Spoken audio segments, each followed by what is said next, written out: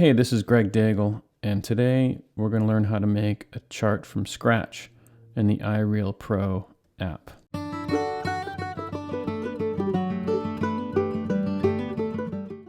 So I've got a new song pulled up here, and the way I got it is to go to this little pencil up in the right-hand corner here. That's going to bring up some options. I'm going to go and do new song. I'm going to do blank. And then here's the template that comes up. First thing I want to do from here is I want to go to the small I in the right-hand corner and pull up the info. I'm going to select new song and I'm going to write in, I'm going to do a Lonesome Road Blues here.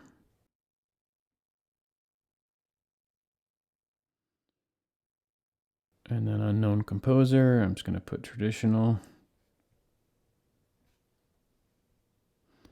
And medium swing, I'm going to go here to the pop country groove. It's a better groove than the pop bluegrass, so I always use that. We're going to do it in G major. I'm going to hit set, and then we're done.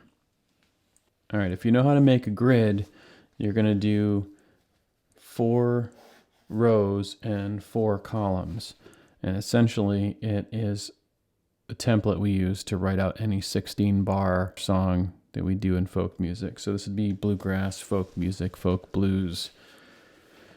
Some pop music uses this format here.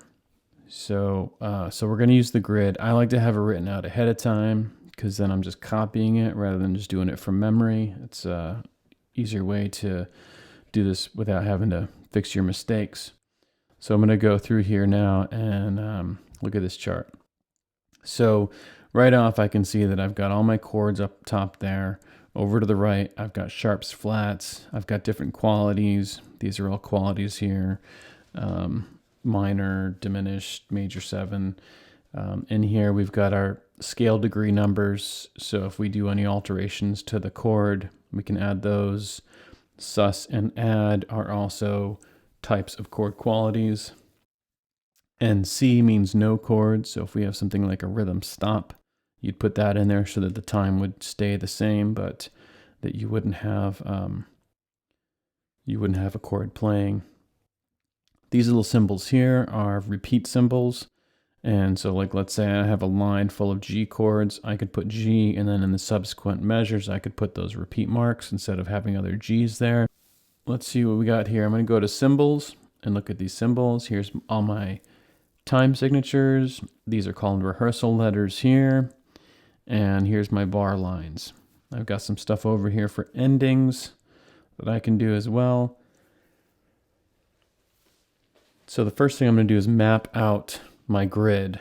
And if I go ahead and use the next button, and I can see I'm in the first beat group there, and I go next, I go 1, 2, 3, 4, 5, 6, 7, 8, 9, 10, 11, 12, 13, 14, 15, 16. You can see I've got 16 beats across there. We do 4 beat cycles for the majority of our folk stuff, so I'm going to break them into 4 equal spaced measures. So I've got beat 1, 2, 3, 4, and then 1 from the next group. I'm going to come over here and grab this bar line here. I'm at beat 1 again, 2, 3, 4, 1, bar line, 2, 3, 4, 1, bar line, 2, 3, 4, 1, takes me down to the next line. I add that bar line and it'll add the previous measure for me. 2, 3, 4, 1, 2, 3. I'm going to go ahead and make 4 measures on each line. Now I could just tap on the beats that I wanted to instead of counting through with the next. I could just tap there. You know, once I know how this whole thing's going to look, then I don't have to go through and count my beats anymore because I'm just copying what's written above there.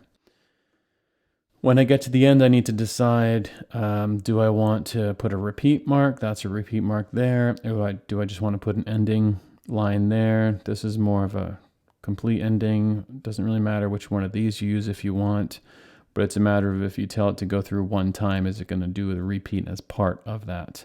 So if you're going to do an arrangement and you want to play through it 8 times, if you put the repeat marks, you're going to tell it to play through 4 times. So I'm not going to use the repeat marks because it'll just be easier to keep track of how many repeats I want to do. All right, I'm going to come back up top here. I'm going to hit the 4/4. We're going to do this in 4/4 time or common time. We've got everything up top there looking good. Okay, 16 bars. Good. I'm going to switch back to my chords. Down here at the bottom, I'm going to hit chords.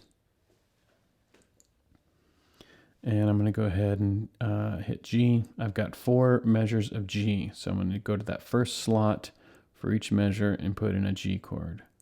My second phrase is 2 C's and 2 G's. So I'm going to drop those in there. You see how easy it is once this template's set up.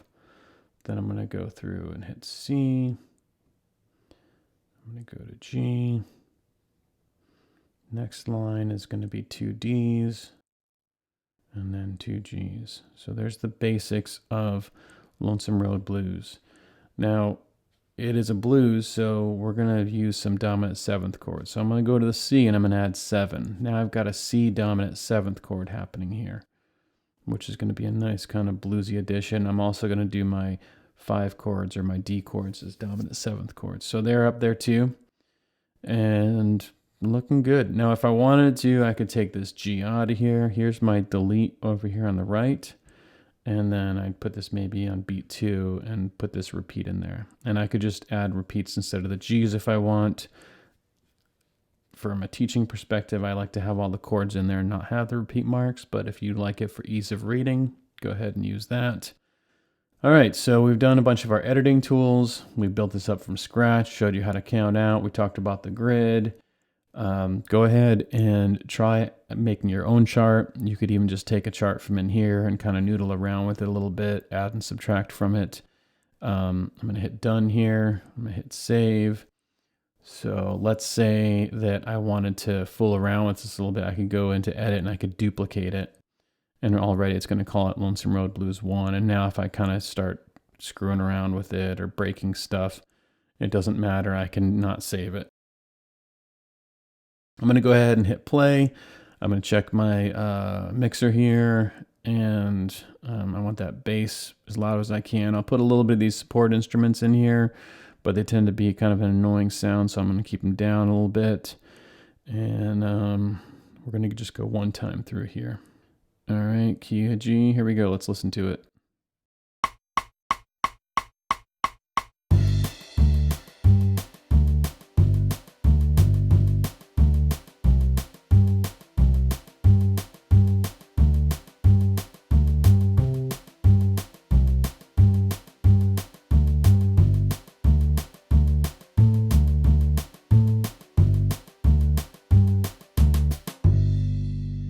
All right, that's how to build a chart from scratch using the iReal Pro. See you next time.